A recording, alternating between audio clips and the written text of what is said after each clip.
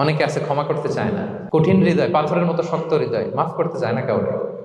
উনি আবার মুনাজাতে বসলে আল্লাহ আল্লাহ আমারে মাফ করো, আল্লাহ আমারে ক্ষমা করো, কাঁদতে কাঁদতে বুক ভাসায়। উনি ক্ষমা চায় মাগার উনি কাউরে ক্ষমা করে না।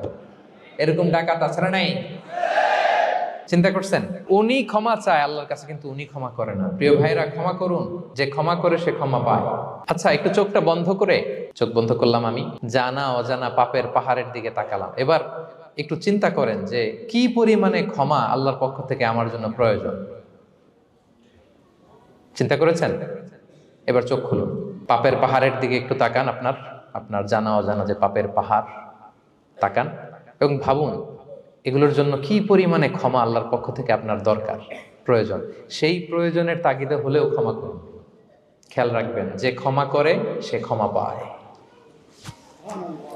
যে অন্যকে ক্ষমা করে না সে ক্ষমা পায় না। তাহলে আল্লাহর কাছে ক্ষমা চাওয়ার আগে আপনি আপনার পাশের লোকদেরকে ক্ষমা করবেন। পারা যাবে তো ইনশাআল্লাহ?